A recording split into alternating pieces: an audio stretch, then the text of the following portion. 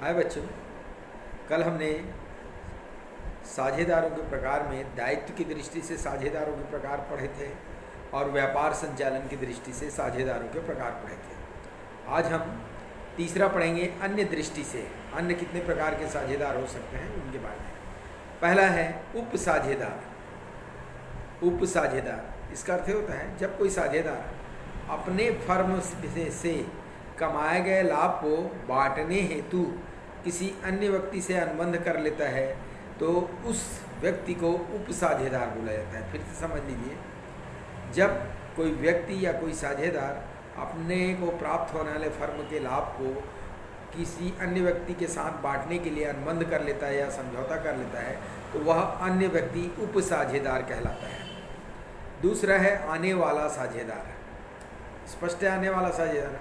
मान लीजिए कोई एक व्यक्ति है जो पुराने सभी साझेदारों की अनुमति से फर्म में शामिल होने वाला है तो इसे बोला जाता है आने वाला साझेदार। एग्जाम्पल के लिए किसी फर्म में मान लीजिए ए बी सी 3 साझेदार हैं। कितने साझेदार हैं? 3 साझेदार।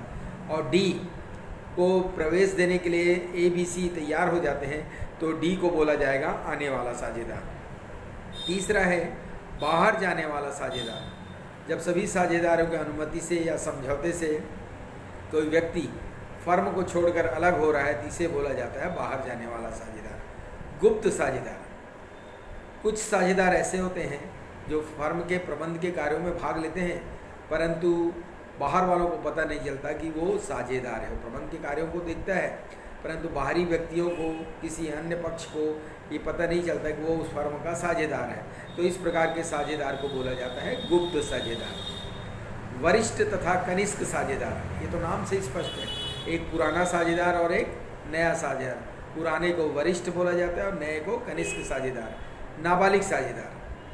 हमारे भारत में बालिग की उम्र 18 वर्ष है तो 18 वर्ष से कम व्यक्ति यदि फर्म में साझेदार है तो उसे बोला जाएगा नाबालिग साझेदार। ठीक है।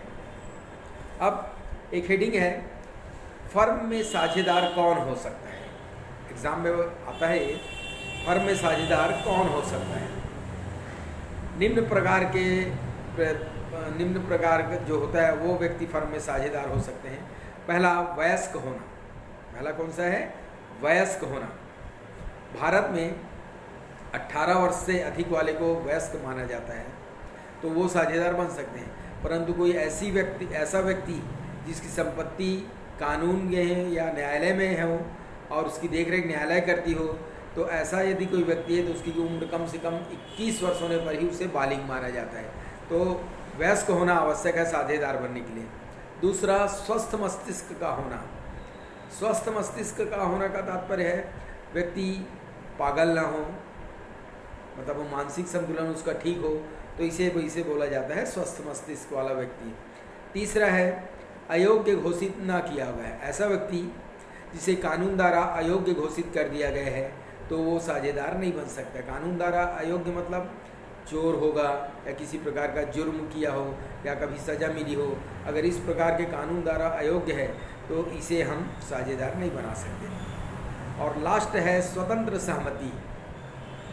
पहला पॉइंट बताया था वयस्क होना, दूसरा स्वस्थ मस्तिष्क होना, तीसरा था अयोग्य घोषित ना किया गया, चौथा है स्वतंत्र सहमति। आप किसी व्यक्ति को ज़बरदस्ती साझेदार नहीं बना सकते। आप किसी व्यक्ति को ज़बरदस्ती साझेदार नहीं बना सकते।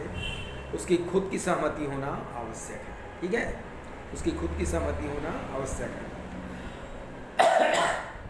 अब फिर एक हेडिंग है, क्या एक नाबालिग या अवयस्क साझेदार हो सकता है?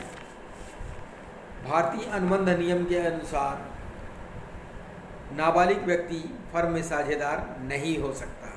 नाबालिग व्यक्ति फर्म में साझेदार नहीं हो सकता। परंतु भारतीय साझेदारी अधिनियम 1932 के अनुसार नाबालिग को फर्म में साझेदार बनाया जा सकता है परंतु उसे सिर्फ लाभ में हिस्सा देने के लिए साझेदार बनाया जा सकता है। ठीक है। अब एक क्वेश्चन आपका होमवर्क है, साझेदार के अधिकार एवं दायित्व बताइए। फिर से बता रहा हूँ, एक अवयस्क साझेदार के अधिकार एवं दायित्व बताइए। फिर से सुन लीजिए, अवयस्क व्यक्ति के अधिकार एवं दायित्व बताइए। ठीक।